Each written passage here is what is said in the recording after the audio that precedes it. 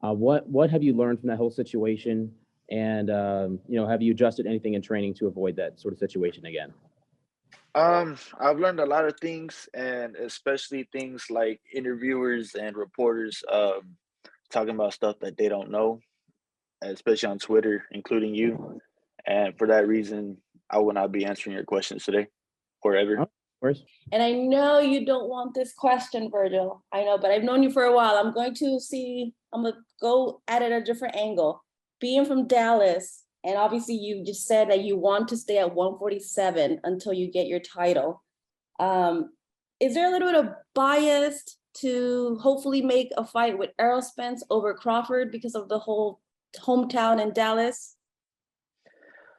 There's really no bias about that. I would love to fight Spence in the Cowboys Stadium. But I mean, the truth is I really want to fight everybody. That's just the cold, hard truth. I don't care who wins. I don't care who I fight. I just want to fight. And become a champion. Yeah. Vergil, as we know, every time you come out and you put on the show, are you getting tired that your fights, when leading up to the fights, like you get more questions about people in the future and future opponents and title shots more than your actual opponent, Vergil? Yeah, I always get questions like, all right, after this fight, not looking past. I'm like, well, just you asking me that question is already looking past the opponent. It doesn't matter what you say before that question. It's just like, dude, let's focus on this fight. Ask me questions about this fight. And there's like two names you can ask me after this fight. You got Spence or Crawford. Well, what am I gonna say? They're tied up right now. When am I gonna fight them? I don't know. Who do I think is going to win? I don't know. There's a lot of I don't knows I can tell you about those questions, and you're just not going to get anything different because 100 other people have asked me that same question already. That's why I'm not asking that question. So with the long activity streak, do you have to feel like even though you're a rising star, you're a known KO artist, do you feel that you have to put on a show and send out a message or put out a statement since people kind of question you since the long layoff? Is he still that guy? There's been a lot of people doubting me, and I feel like that's really stupid of them, because if there's one thing that I'm good at doing, and it's probably the only thing I'm good at doing, is boxing. And I don't know, it's just I wouldn't say it's how do I say it? What was the word? It's not like it bothers me, but it does bother me that people are doubting me, and I'm just gonna have to show them, I guess. I mean, what else can I do? I don't talk. I'm not gonna sit out here and talk every heckler on Twitter and Instagram. I'm just gonna do what I do best, and that's box. And final question for me: do you think this is just some fake bravado? He's talking a lot of good game and act like he's basically gonna stand in the pocket with you and trade the way he's put on this persona. Do you think that's just leading up to the talk? Are you gonna see a different guy on Saturday night, or do you think he really is gonna be that guy taking chances on Saturday night, trying to shock the world? I've seen him fight, and he carries a lot of pride with him. So I don't think it's vibrato at all. Hi, good morning. This first question is for Michael. Michael, good to talk to you again. I just want to see your take on obviously this fight against Vergil Ortiz. How important do you believe a victory over Vergil would be for your career? What can it do for you? A victory changes my life, my daughter's life, people around me's life, even my city of Portsmouth, as Vergil knows my city of Portsmouth now. A victory changes everything for me. I've never been given anything. Anything's never been handed to me on a plate. I've had to go out and earn it the hard way. So yeah, the fight's huge. Like, me getting the opportunity is huge, but a victory changes my life. So yeah, that's how important it is to me. You mentioned earlier that you haven't had the luxury or the chance to be able to, pick fights, pick the opponents, that you're usually the B side. So Yeah. I'll ask you this: if you were given the chance, the opportunity to pick your next opponents, who would you have in mind? I don't look past August 6th at all. This is my world title. I'm a big underdog. I've got a huge job on Saturday night, and I haven't looked of what I'm doing August 7th yet. It's an important job on Saturday. So yeah, I wouldn't pick. My bad. I mean, obviously, everyone wants to do as good as possible as they can in their fights, and that's usually with the knockout. But as far as being concerned about keeping it alive, I'm not gonna lie, I really don't care. It's a good thing, and I'm grateful for having it. I'm kind of known for that, and I mean, it's like it's a blessing and a curse at the same time, because it's a blessing. People are like, oh, let's watch him. He's won all his fights by knockout. But at the same time, it's just like a lot of people now only see me as some reckless punching machine that only goes in for the knockout and can't think. And I'm just a bull that sees red. That's not the kind of fighter I am. If anything, a lot of my knockouts have come from me actually thinking and exploiting their weaknesses and stuff like that. So anyways, long story short, I'm not really worried about if I get a knockout this fight or not. I would love one, but I'm not concerned about losing my knockout streak or anything like that. So you've pretty much spent your career letting your fists do the talking in the ring. You don't do a lot of the theatrics outside of it, but we've seen that can be almost to a detriment. We see with Ryan Garcia, he's been very vocal with wanting to get Tank, and it seems like that fight is at least getting traction as far as talks go. Do you feel because you've had that layoff, do you have to do a little bit more talking outside of the ring, or do you still think you can feel comfortable just letting your in-ring work do the talking for you? I feel like, see, if I start talking outside of the ring, you're gonna tell right away that's not the kind of person I am. So I'm not gonna sit here and try to fake it and be someone that I'm not. That's just that I'm not good at doing that. I mean, I can do it if I want to, but it's gonna be pretty obvious that that's not the kind of person I am. So I'm just gonna stick to letting my fists doing the talking and let my skills pay the bills. I guess that's cheesy as hell, but yeah, that's pretty much my answer.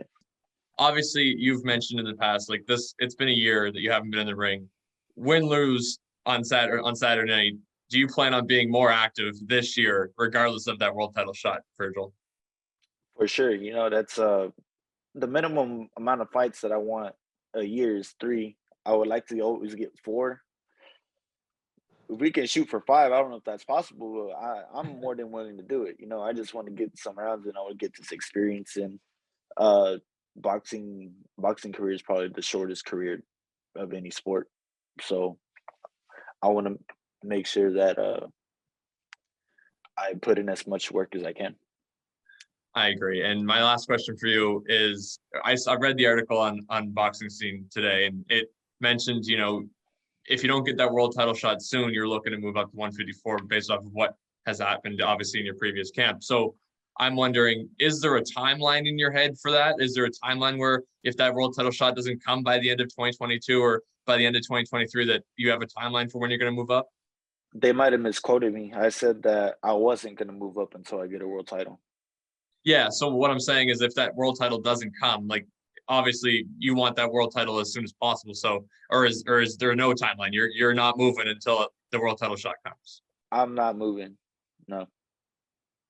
That's good. That's good. That's what I was looking to hear. So thanks, Yeah. Vergil. Good luck on Saturday. Thank you. Yeah. Undefeated fighters are hungry. They're hungry. They're proud. They're hungry people. And, not only have I taken undefeated records before, I've taken undefeated records in their backyard. But the Ryan Martin, I think that is a different Ryan Martin to the one I fought. There's a US Ryan Martin. There's a UK Ryan Martin. The UK one that I beat is not as good. But but yeah, I've taken undefeated fighters records in their own backyard, and I've gone into hostility to do it. And like, I know this is on a bigger scale, coming to Texas, fighting Vergil Ortiz in his backyard. So it's going to be hostile, but I'm built for this. I'm built different. Like if people looked into my rise and my record from early on, I've taken gambles to go to people's backyards and define the odds and come out victorious, fight these young, hungry fighters at a lower level, granted. But now I'll get to do it. Probably the young fighter that's tipped for superstardom in Vergil Ortiz. He's a great young fighter. The whole world's watching him right now. So yeah, I'm excited to come and fight him. So with you only having 2 knockouts, how are you going to be able to keep Vergil off of you, since that's what he does? He pressures, he breaks somebody down against people that have been stronger punchers than you, and they haven't been able to keep him off of them. So how are you going to be able to keep him off of you on Saturday night? I've fought bigger, stronger, big punchers, sparred big punchers. I've been in the ring with big guys my whole life, and I don't believe the reason I've got 2 knockouts, it's not that I can't punch. It's because it's been so easy outpointing these guys, and I say it's been easy, but I've been comfortable. As I've stepped up levels, I've been comfortable. You can look back at 22 fights, and if you can find a fight where I've looked vulnerable and I look uncomfortable and I've had to dig deep, then please show me. So I've not been in a fight where I've had to dig deep. I believe Vergil will 100% take me to places I've never been before. And that's when I get to, people know I've got a good boxing brain. Now it's time to show people I've got a big boxing heart. I don't believe my knockouts lack of knockouts has affected my rise, so it shouldn't affect me being at the world-class level. You think you're going to have to take some chances on Saturday to beat him in his backyard and shock the world? Of course. I can't just come over and nick a win. I'm fighting Vergil Ortiz in his backyard. I have to make sure I win clear. I have to make sure I take chances. I have to take advantage of every opportunity possible. So yeah, we know, and we're well prepared. I have one question for Michael and then a couple questions for Vergil. So I'll start with Michael. Michael, obviously your confidence for this fight is up there, and obviously as it should be, as the fighter that you are. But what do you think that you provide that's a different style than previous fighters that Vergil Ortiz has already fought? Okay, I'll pick one thing out. I've got something different than everyone he's fought. He's not fought anybody undefeated, so he's not been in the ring with anybody that's never tasted defeat. I've never tasted defeat. I don't know what it's like to lose. I'm a very proud Englishman coming to the other side of the world, coming to the lion's den in an attempt to tame the lion, tame the young lion. He's not put a foot wrong. He's looked vulnerable in certain fights, but he's not put a foot wrong, and he's a great young fighter. But I have a different style than most people, a style that can expose most things in certain fighters. So I know I've got a hard fight ahead of me. I've got a big task ahead of me, but I know that I'm very mentally capable of pulling it off. I actually do have a follow-up question for you. Okay. So you obviously had the replacement opponent for that fight when Vergil Ortiz had to pull out. Do you think that was actually better for you, even though it was a style that wouldn't resemble Vergil Ortiz? No. It was a very clash of styles. That week for me was hard. So I found out the Tuesday, and the Tuesday to the Thursday evening, I said yes to 7 different names. 7 different names. I said yes. Every single one of them, I said yes, just keep me on the show. keep me on the show. I want my US debut. I've prepared for 4 months, no matter who it is. Now, out of them 7 guys, Alex Martin was probably the least that I wanted to fight. You know, he was a slick fighter. He was a southpaw, but you know, he was quite negative. He was quite negative, and it was a boring fight.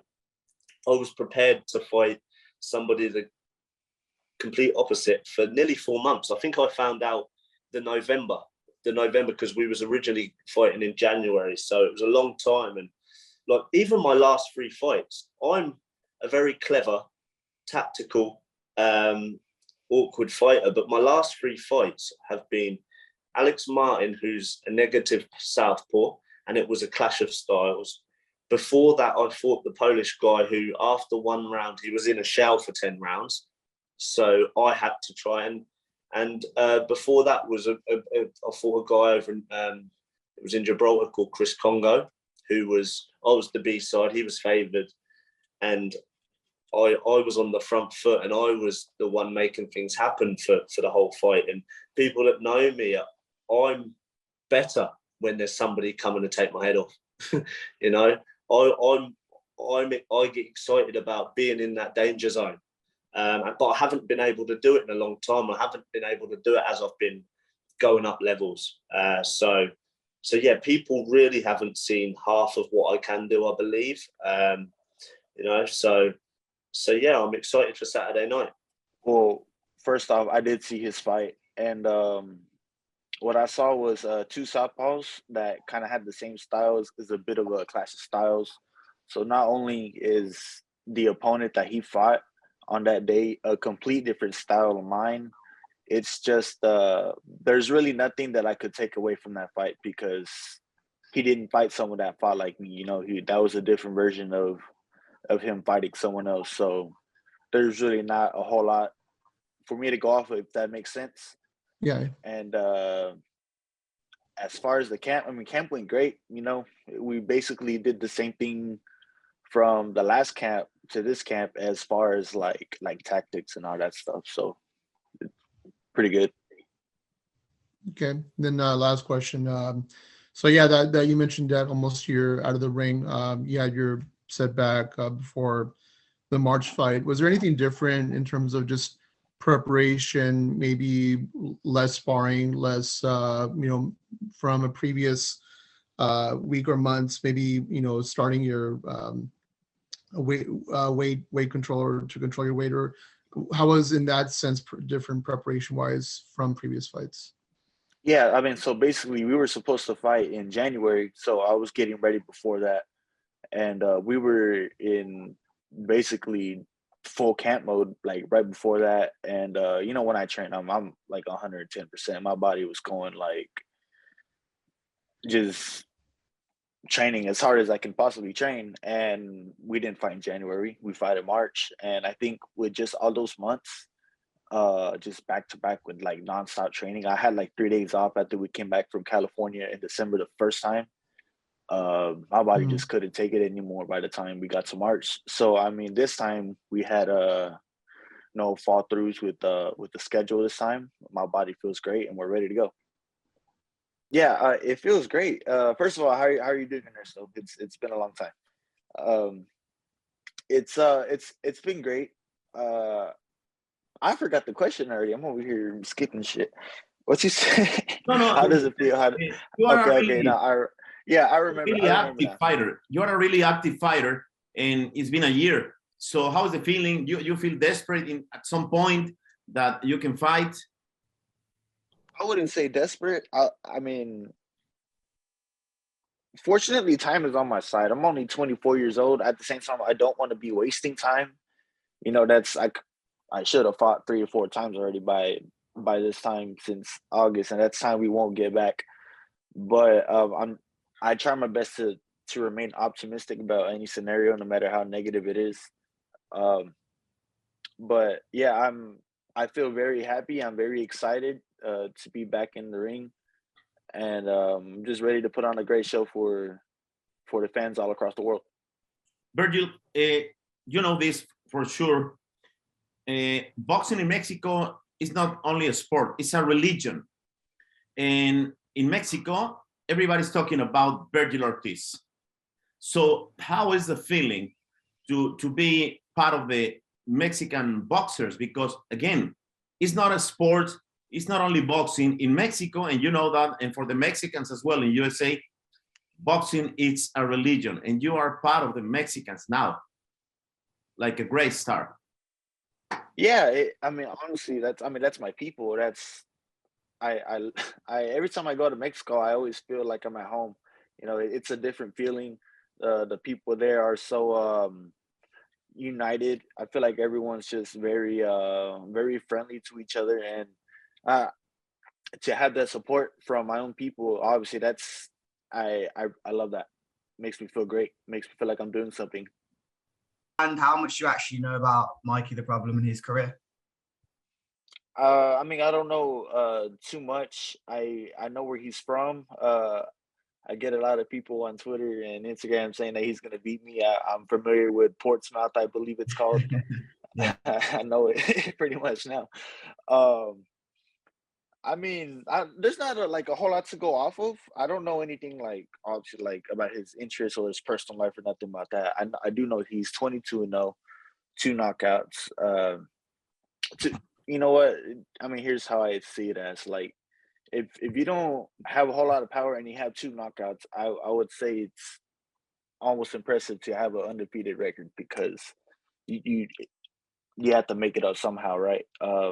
And I mean, he has had knockdowns his last few fights, so I'm very aware of that as well. So it's not like I'm gonna go in there expecting an easy fight, and I bet you a lot of people think I'm expecting an easy fight, but I'm treating this fight as if it's my world title fight. But I mean, other than that, that's pretty much it as far as I know about him. Cool. Good to hear. Looking forward to it Saturday. And for you, Mikey, you mentioned, I saw on your Instagram on an interview with IFL, for a young guy it could go pear-shaped. What did you mean by that? And obviously I'm not sure if he'll know what pear-shaped is, but what did you mean by that quote? What I meant was he's got a lot of hype, a lot of momentum. I think it would be 51 weeks he would have been out of the ring. So what I'm saying is he's snatched all that momentum away from him. He needs to build that momentum again. You know, for a young guy with that much momentum and that much hype, to rebuild that will be hard. No, not really. My closing statement is I do appreciate Golden Boy and Team Ortiz for giving me the opportunity again. They didn't need to, but they did the right thing. Obviously, I prepared once and I turned up to LA and it was unfortunate circumstances, but I'm just glad I've got the opportunity again and I'll get to make everyone back home proud and get to go out there and change my life. Thank you, Michael. Vergil, Thank any you. closing words on your side? I just want to say thank you for everyone for tuning in. It's been pretty cool. I feel like I'm doing something again. For the past year, I felt like a bum. I felt like I'm not providing for my family. Sometimes I'm not exactly sure how depression feels, but just being stuck in my room, having no sense of reason of being here. That's like one of the hardest things I had to do, you know. And seeing Michael fight, and I'm not the one fighting him, you know, it kind of hurt a little bit. Just it sucked. I felt like I had no reason being here. I had no purpose. I had no meaning. So I'm very happy to be fighting again this Saturday. And yeah.